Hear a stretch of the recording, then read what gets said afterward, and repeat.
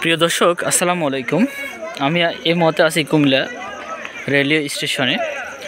এখানে এই যে আপনারা মানুষগুলোকে দেখতেছেন খেলাধুলা করতেছে, এটা কিন্তু যাত্রীদের জন্য মূলত।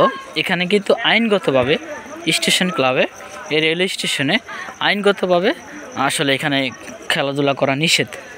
তারপরও তারা খেলাধুলা করছে, কিন্তু প্রশাসন আসলে দেখে, প্রশাসন এখানে থাকেন, কিন্তু আসলে প্রশাসন অসহায় অবস্থায় আছেন, তারা কিন্তু কোনো বাধা দিচ্ছে না। এই যে মানুষের ভোগান্তি হচ্ছে, বিষয়টা কি বুঝতে পারছেন? মানুষের ভোগান্তি হচ্ছে এই যে যাত্রীরা এদিক দিয়ে আসে যায় এবং এখানে দাঁড়ায়, অবস্থান নেয় এবং বসেন, সেই জায়গাতেই মূলত এখানে সাধারণ মানুষ, এলাকার স্থানীয় যে ছেলেরা, তারা এসে এখানে অবস্থান নেয়। ফলে মানুষের পথ চলাটা কঠিন হয়ে যায়। তো সেক্ষেত্রে আমি যদি একটু ঘুরে আপনাদেরকে দেখাই, এটা হলো এই যে স্টেশন ক্লাব দেখেন।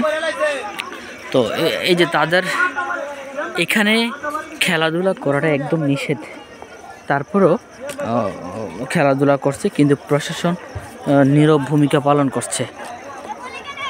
যে এখন আমরা আসলে প্রশাসনকে দেখি নাই, যদি প্রশাসনকে দেখতাম তাহলে আমরা প্রশ্ন করতে পারতাম যে প্রশাসনের ভূমিকা আসলেই কী।